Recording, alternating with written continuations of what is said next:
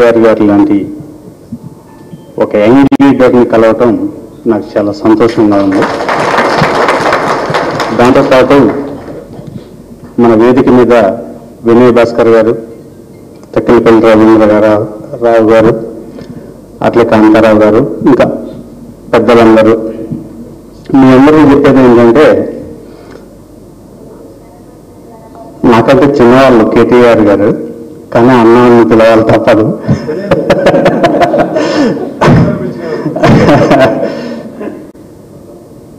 మా కుటుంబానికి 2003లో ఒక ఇబ్బంది జరిగింది సార్.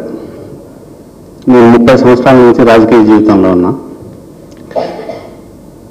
ఆ రోజు నుంచి ఈ రోజు వరకు నా సొంత డబ్బులతో నేను ఏ పార్టీలో ఉన్నా కూడా పార్టీకి నిబద్ధతగా కలిగి పనిచేసుకుంటూ ఉంటాం.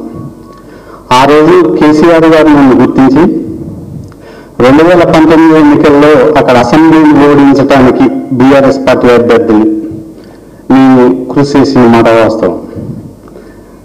కానీ కేసీఆర్ గారు నన్ను గుర్తించి మా గురువు గారు అయిన ఎర్రబెల్లి దయాకర్రావు గారిని హెలికాప్టర్ ఇచ్చి పంపించి, పలానా వ్యక్తిని మనం పార్టీలో తీసుకుంటే పార్లమెంట్లో తప్పనిసరిగా గెలుస్తాం కనుక నువ్వు అర్జెంటుగా వెళ్ళి ఆయన పార్టీలో జాయిన్ చేసుకోమని చెప్పారు. వెంటనే ఎర్రబెల్లి దయాకర్ గారు, నామనాగేశ్వరరావు గారు, అప్పుడున్న తుమ్మల నాగేశ్వరరావు గారు, వీళ్ళందరూ కలిసి మీరు పార్టీలోకి రావాలి తప్పనిసరిగా అంటే నేను పార్టీలో జాయిన్ అయ్యి మాలోతు కవిత గారు ఎంపీ ఎన్నికల్లో భారీ మెజార్టీతో మనం గెలిపించుకున్నాం. అయితే ఇంత సంతోషకరమైన విషయాన్ని మీకు చెప్పాలని, మిమ్మల్ని కలవాలని చాలాసార్లు ప్రయత్నం చేశాను. మనందరం పుట్టింది తెలుగుదేశం పార్టీలోనే. కానీ మా కుటుంబానికి జరిగిన నష్టాన్ని ఒక కేసీఆర్ గారే తీర్చగలిగారు. ఆ రోజు నా తెలుగుదేశం పార్టీ నాకు జరిగిన నష్టాన్ని, నా కుటుంబానికి జరిగిన నష్టాన్ని భర్తీ చేయలేకపోయింది.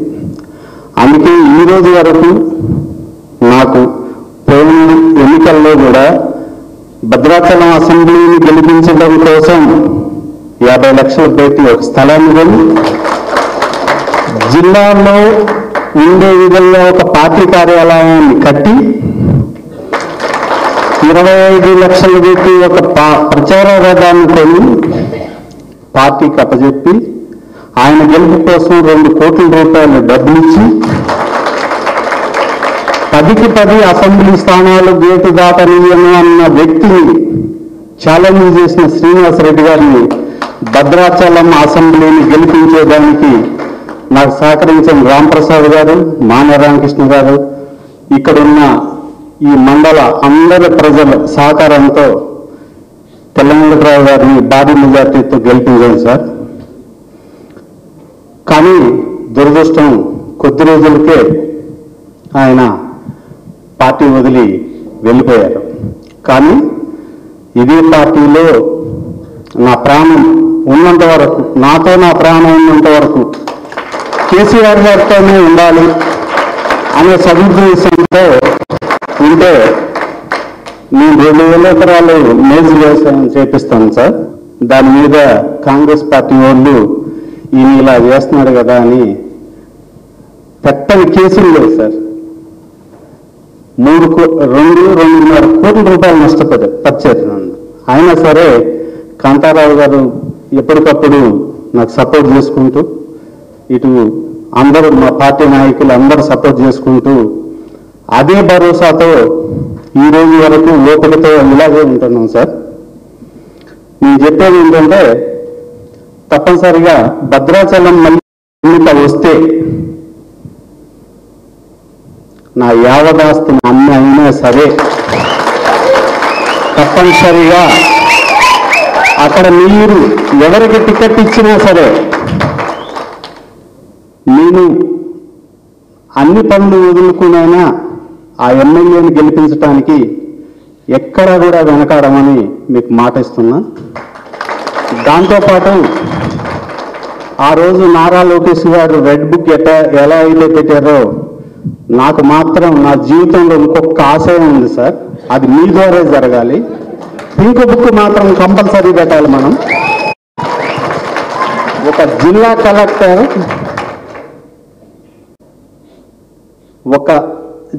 కలెక్టర్ ఒక పార్టీ కార్యకర్త కంటే అసహ్యంగా బిహేవ్ చేశాడు నా మీద. అయినా సరే నేను జరగకుండా ఆయన మీద కోర్టుకు వెళ్ళాను. చివరికి ఆయనే నాకు సరెండర్ అయ్యారు. కానీ ఆర్థికంగా చాలా నష్టపోయాను. మళ్ళీ మన పార్టీ అధికారంలోకి రావటం అనేది పక్క. వచ్చిన మరుక్షణం నేను కోరిక ఒకటే, నా యావదాస్తిని మన పార్టీకి ఇచ్చేయమంటే ఇచ్చేస్తా, కానీ ఆ కలెక్టర్ని ఎక్కడున్నా మాత్రం వదిలిపెట్టద్దని మాత్రం కోరుకుంటున్నాను.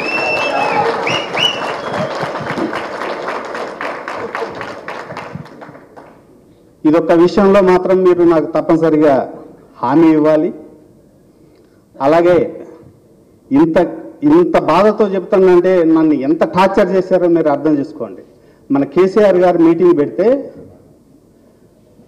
అన్న కాంతారావు అన్న, వద్దిరాజు రవిచంద్ర గారు మరి భోజనాలు ఎక్కడ ప్లాన్ చేద్దామంటే, అన్న మీరు ఎక్కడైనా ప్లాన్ చేయండి, 3 నియోజకవర్గాలకు అయ్యే ఖర్చు మొత్తం నేనే పెడతాను అని చెప్పి ములుగులోనే పిఎస్ఆర్ గార్డెన్లో భోజనాలు అరేంజ్ చేసి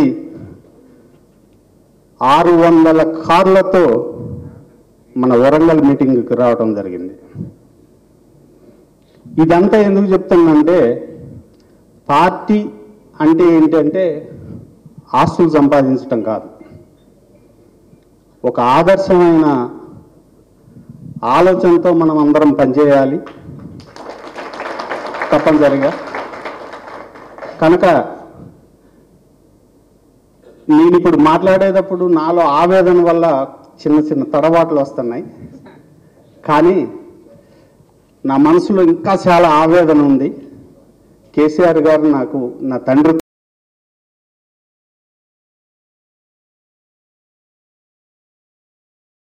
సంపాదన మొత్తం పార్టీకి దారాదత్తం చేయడానికి కూడా వెనకాడనని, కనుక నాలాంటి కార్యకర్తల్ని మీరు కడుపులో పెట్టుకుని చూడాలని మిమ్మల్ని కోరుతున్నాను సార్.